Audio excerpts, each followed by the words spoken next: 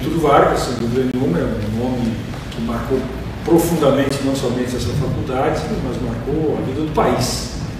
Uma referência fantástica, porque é impossível nós pensarmos no direito trabalhista, as conquistas que os trabalhadores tiveram ao longo da história, pelo menos nessa história mais recente do país, sem pensarmos em Getúlio Vargas. O Getúlio era um extraordinário e magnífico orador da época.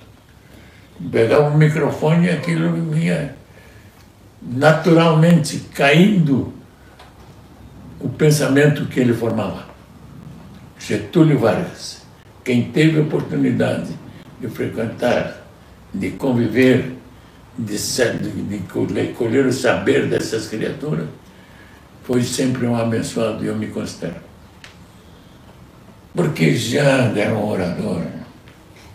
O Brizola era um monumento. E o Getúlio era maior do que os dois. O Getúlio era um extraordinário saber humano. Aí pegava o microfone, aquele vinha natural. O Janga era orador e o Brizola também. Getúlio Dornelles Vargas nasceu na cidade de São Borja em 19 de abril de 1882. Criado em uma família inserida na política local, iniciou seus estudos na cidade de origem, mas foi transferido por seu pai para Ouro Preto, Minas Gerais, após a Revolução Federalista de 1893. Ingressou no 6º Batalhão de Infantaria de São Borja em 1898 e um ano depois foi promovido a sargento. Em 1900 entrou na Escola Preparatória e Didática de Rio Pardo e em seguida ingressou no 25º Batalhão de Infantaria de Porto Alegre. Em 1904 começou seus estudos na Faculdade Livre de Direito de Porto Alegre, se formando em 1907. Getúlio Vargas ganhou seu primeiro destaque na história política nacional por participar da Revolução de 1930, quebrando a aliança que havia entre Minas Gerais e São Paulo. No dia 3 de novembro, assumiu o comando do governo provisório, dando início ao período político conhecido como Era Vargas.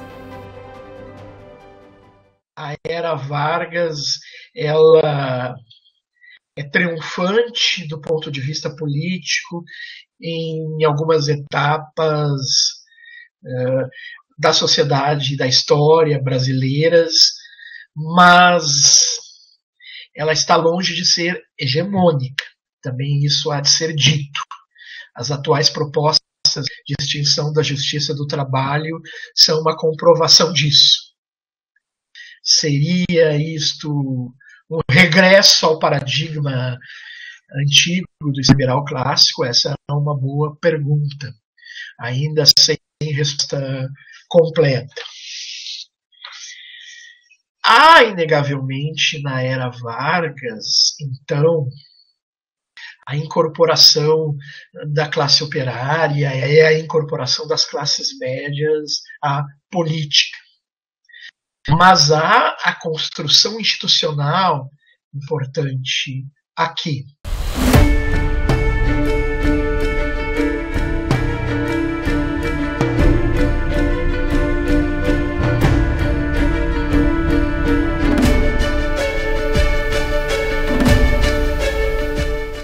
Em relação especificamente ao positivismo e ao positivismo kantiano, né, se tem como ele já em plena decadência a partir do início do século XX. Em 1904, com a revolta da vacina, se tem um marco da praticamente extinção do positivismo como um motor, como um dínamo que vai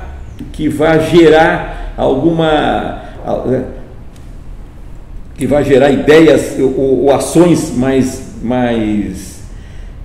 vigorosas. O positivismo ali, o kantiano ali já estava esgotado. O que nós vamos ter isso, desde o fim do século XIX, já no início do século XX, o que nós vamos ter é a popularização dos cientificismos ou do cientificismo, ou dos outros positivismos, como o darwinismo, o spencerismo, né? Não vou falar no humanismo alemão, mas as ideias do Haeckel. E o Haeckel era um leitor do Darwin e do Spencer. E o Spencer teve uma voga muito grande aqui no Rio Grande do Sul, inclusive aqui na Faculdade de Direito. Então, quando eu vejo ali o Alcides Cruz, eu digo, puxa, o Alcides Cruz era um spenceriano. Antes de Vargas, antes da construção política de Vargas, predominava no Brasil, em matéria de direito, um determinado paradigma. O paradigma do Estado liberal. O paradigma do liberalismo clássico. Paradigma que se traduzia no direito público, no constitucionalismo liberal. O primeiro dos constitucionalismos modernos. O que há de importante na construção política decisiva de Vargas é a superação do paradigma liberal. Não é uma superação completa, perfeita, nem deveria ser. Mas há essa superação. O indivíduo não é mais ator exclusivo das relações políticas, das relações sociais e das relações jurídicas.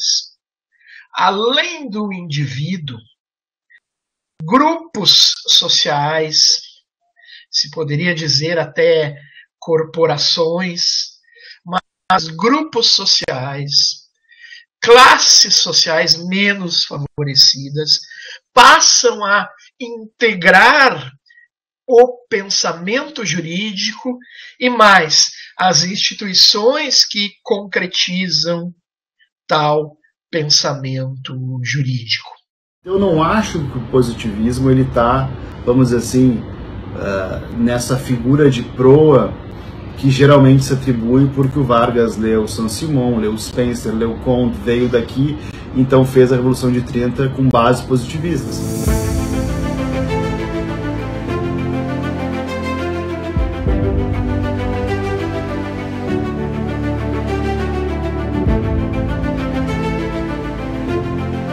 Questões que eu tenho trabalhado, estudado, por exemplo, as provas, por exemplo, a prova de filosofia do direito, tá? É uma prova que ele fez em 1904. É interessante que ele fez essa prova em 1904, mas filosofia do direito se refere, se eu não me engano, ao primeiro ano do curso. Ele entrou em 1903, fez essa prova em 1904 em segunda época. Por quê? Porque ele fez o primeiro ano como ouvinte. Sim. Tá? E, portanto, como ouvinte, ele não fazia avaliação, não fazia prova. Tá? E aí ele requereu depois, no final, que o nome dele fosse incluído entre os alunos habilitados para realizar a avaliação em segunda época, para poder validar aquilo que ele tinha cursado como ouvinte. Sim. Tá? Então, por isso que ele fez a prova em princípios do ano seguinte ao que ele cursou a disciplina. Mas nessa disciplina de filosofia do direito, por exemplo, é interessante que ele está fazendo toda uma discussão a respeito das relações, por exemplo, sociedade e indivíduo, né? A necessidade de sociedade e indivíduo se adaptarem a um ambiente natural e biológico. Né? Bom, está clara aí a questão do darwinismo social, do spencerianismo, né? A questão do fenômeno jurídico, ele vai discutir isso na sequência, quer dizer, então toda uma preocupação de definir o que é sociedade, o que é indivíduo, o que é o fenômeno jurídico. Né? E aí o fenômeno jurídico, como pertencente, diz ele, ao campo sociológico, ele naturalmente também tem influências do meio e também tem que se adequar a esse jeito, tem que responder a isso. Né? Também vai discutir, é muito interessante, a filosofia do direito, ele está discutindo raça, está discutindo hereditariedade, está discutindo clima, porque, de novo, vamos voltar lá à questão do fenômeno jurídico como um fenômeno que pertence ao campo sociológico e tem que, né, e sofre essas influências, enfim. A questão das leis morais, das leis jurídicas, né? E é interessante que ele define, por exemplo, as leis morais e as leis jurídicas, ele diz que são leis de adaptação, não só de adaptação ao ambiente físico, mas ao ambiente social. Né? Isso é uma concepção de direito. Isso é uma concepção social.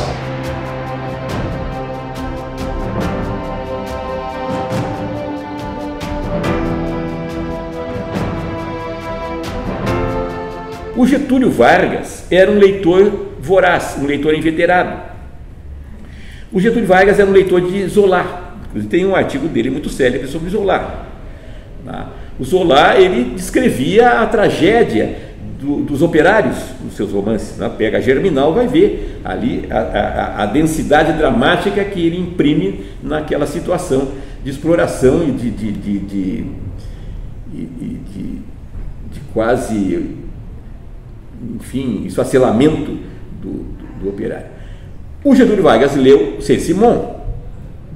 Saint-Simon também é um homem que se impressionou com a possibilidade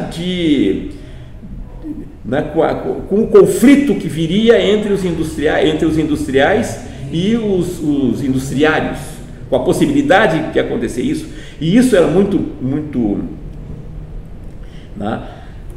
era muito plausível que depois se pensasse nisso, porque nessa possibilidade, porque depois vem o darwinismo, e o darwinismo tu vai trabalhar com a origem das espécies e a luta pela vida,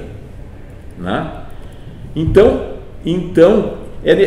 com essas leituras todas e essa amálgama de ideias oriundas de diversos lugares, é claro que isso aí vai impressionar o espírito do Getúlio Vargas.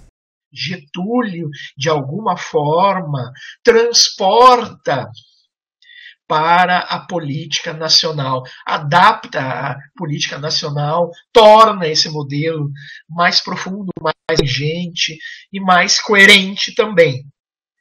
Eu, então, saliento o reconhecimento de direitos sociais. Esse é o ponto.